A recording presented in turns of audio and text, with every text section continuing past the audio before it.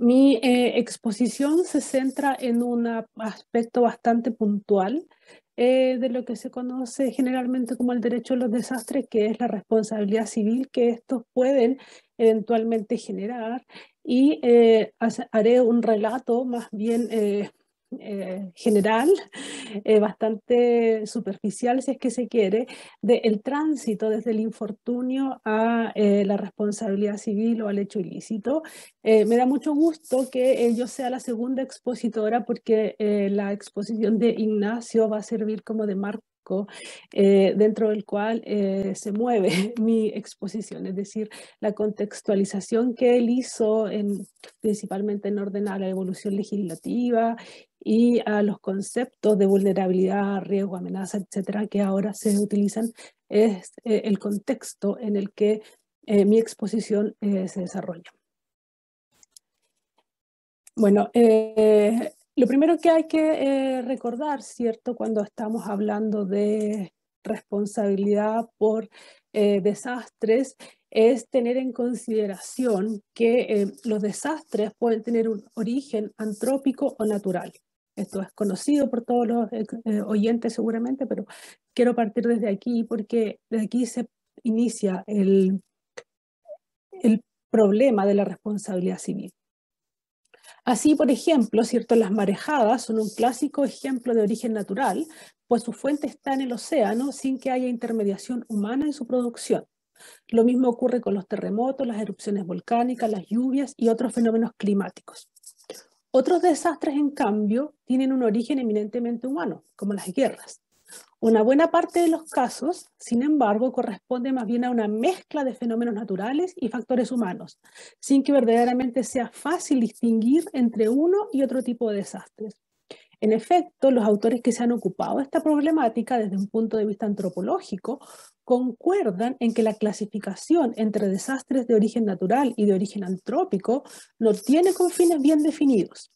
A la sazón, se destaca que el hecho de que la civilización humana ya no estaría a merced de las fuerzas de la naturaleza, sino que la humanidad misma, con el vertiginoso progreso tecnológico de los últimos 2 siglos, se habría transformado en una fuerza geológica, capaz de determinar incluso la ocurrencia de fenómenos naturales. Esta circunstancia entonces torna aún más difícil la distinción entre ambos conceptos.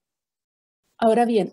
un ejemplo paradigmático de lo que se viene diciendo está dado por los incendios. Estos suelen ser clasificados como desastres naturales en atención a que el fuego es un fenómeno natural. Sin embargo,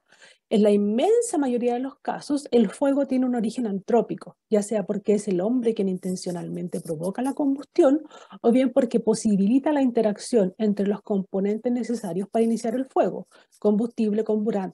comburente y calor o energía de activación. En tal sentido, los expertos afirman que el 99% de los incendios forestales tienen un origen antropogénico. Esta distinción, que puede ser muy básica para quienes escuchan, es importante a efecto de lo que quiero decir, pues a lo largo de la historia del derecho, la distinta comprensión del desastre, desde su origen antrópico o natural, ha dado lugar también a diferentes tratamientos jurídicos. Así se observa en las fuentes históricas en que los incendios, desde antiguo, ya desde el derecho romano, han generado responsabilidad civil, mientras que los desastres de origen eminentemente natural, como las lluvias torrenciales, los terremotos, las erupciones volcánicas y otros, han sido históricamente considerados como infortunios o desgracias que deben soportarse como un designio divino.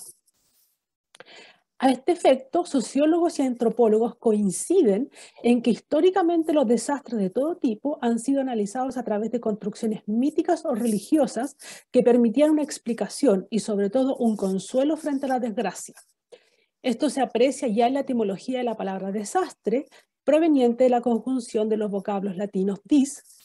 que significa negativo o contrario, y astrum, equivalente a estrella o astro. De esta manera, la palabra desastre refiere a quedarse sin astro protector de acuerdo a la evolución mítico-religiosa de ese momento y cultura.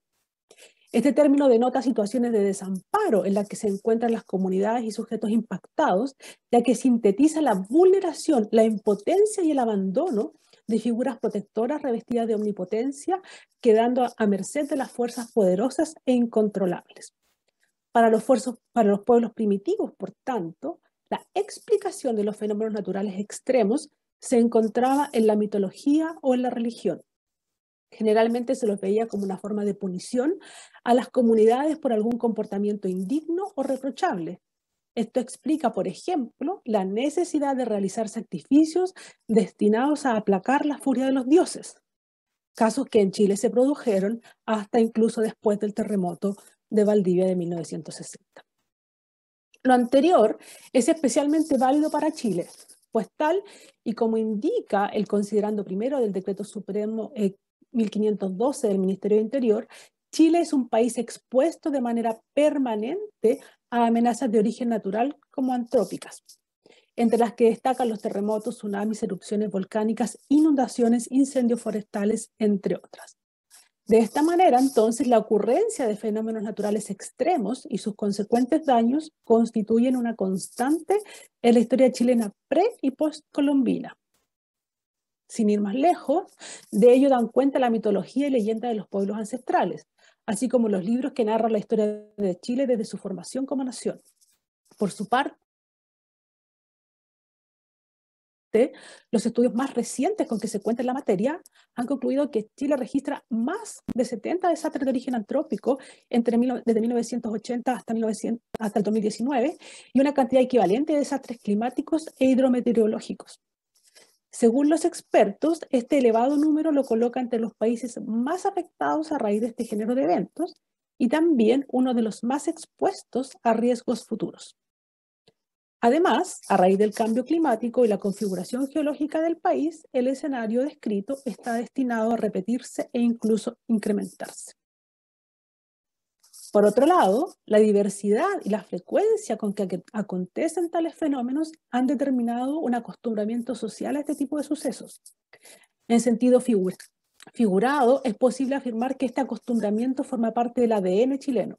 En efecto, según la literatura especializada, los desastres naturales, especialmente los terremotos, han contribuido a forjar el carácter chileno, transformándolo en un pueblo resiliente y solidario, pero también desapegado de sus afectos. Esa forma de advertir la fatalidad de los fenómenos de la naturaleza y sus consecuencias se refleja también en el ámbito jurídico, que es, o debiera ser, el reflejo, ¿cierto?, de la sociedad que está llamada a regir. En lo que aquí importa, esta descripción, ¿cierto?, muy sucinta del fenómeno antropológico de los desastres naturales,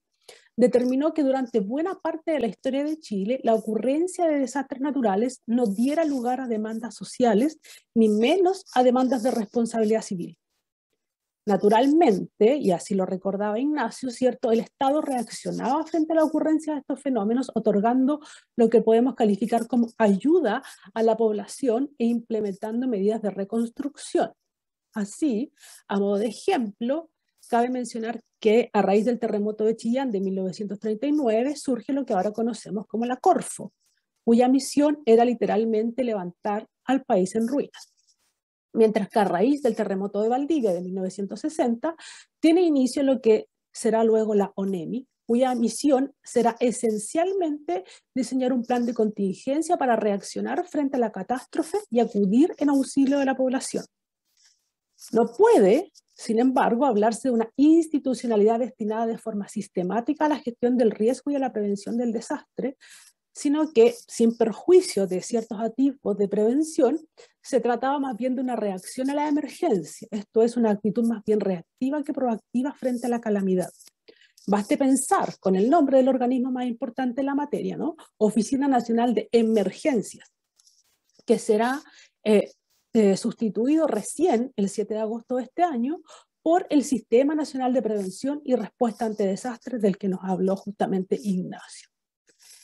De manera tal que solo en las últimas décadas hemos visto en Chile una evolución o una reacción más bien una acción más bien proactiva frente al desastre. Esto se debe a que en las últimas décadas, justamente, la incorporación del pensamiento científico al análisis de este tipo de fenómenos ha llevado paulatinamente al abandono de las concepciones míticas o religiosas para dar paso a las explicaciones de la ciencia, que toma el lugar de la religión y de la mitología. Se produce así lo que se conoce como la secularización del desastre natural, que en Chile ya se habría producido en cierta medida con la definición de caso fortuito que contiene el artículo 45 del Código Civil, como bien relata Loris en un muy buen artículo que tiene sobre el tema. Sin embargo, más allá de esta idea, ¿cierto?, del Código Civil, las causas que explican los fenómenos naturales desde el punto de vista científico recién comienzan en este siglo, diríamos, a hacer la explicación y a dar lugar a la comprensión científica del desastre. A esto se suma el avance tecnológico que ha permitido no solo explicar y en muchos casos anticipar la ocurrencia de un fenómeno natural extremo, sino también precaver las consecuencias dañinas para la población. La combinación de ambos factores ha llevado al surgimiento de la noción de gestión de riesgo de desastre, que, como bien decía Ignacio, ¿cierto?, ha tomado lugar ahora y que podemos definir como un proceso a través del cual se pretende, mediante distintas estrategias, lograr un diagnóstico de los riesgos existentes para una reducción de sus niveles y la exposición a los mismos o su eliminación, además del control de las amenazas, de los indicios de producción de un inminente daño, su transformación y o supresión de sus causas y, por tanto, la disminución de las vulnerabilidades singulares, sociales, infraestructurales, entre otras.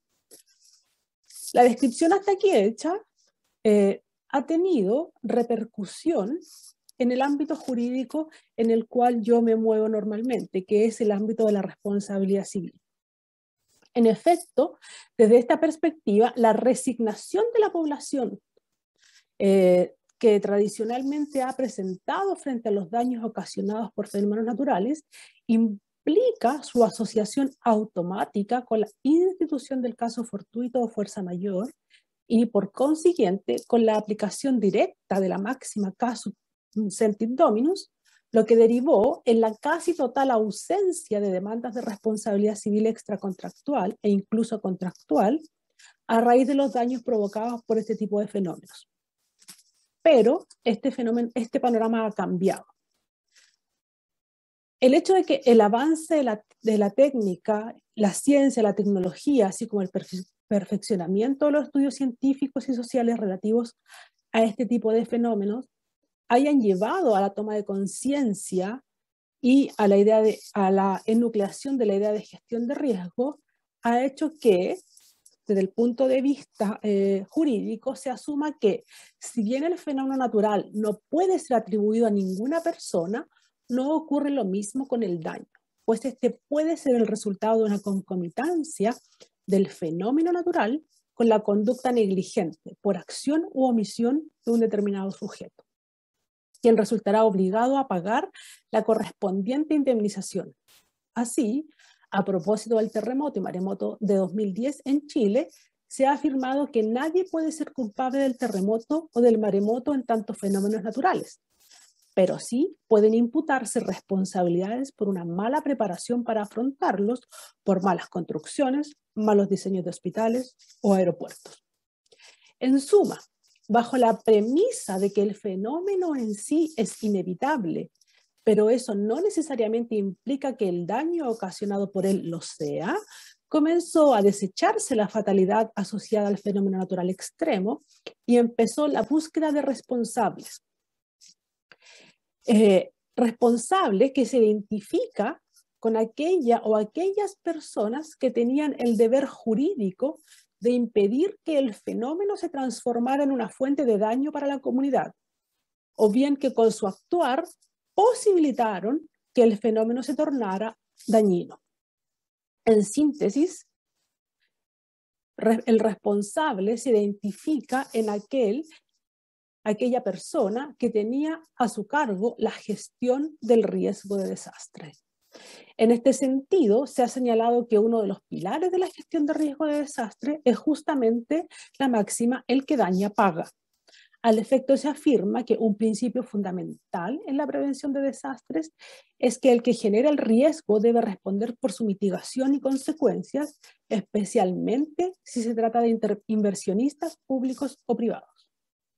Cuando este principio es aprehendido por la comunidad, se convierte en la base de control social y en uno de los elementos dinamizadores de las políticas públicas justamente para la prevención de desastres. Adicionalmente, en lo que respecta a Chile, cabe señalar que el hecho de que la prosperidad económica haya traído consigo la conciencia de que el daño no es en sí mismo un infortunio, trajo como consecuencia clara la proliferación de demandas de responsabilidad civil de toda índole, y que la masificación de la educación y las comunicaciones llevó a que las personas se hicieran cada vez más conscientes de sus derechos, y especialmente del rol del Estado en la salvaguarda de su integridad. En virtud de esto último, las actividades estatales tendientes a proteger a la población frente a fenómenos naturales extremos dejaron de considerarse una actividad graciosa del Estado y pasaron a ser vistas como un imperativo constitucional, cuya inobservancia es apta para generar responsabilidad para con la población afectada. Así las cosas, en las últimas décadas es posible observar una multiplicación de demandas de responsabilidad civil por daños sufridos a raíz de la ocurrencia de fenómenos naturales extremos.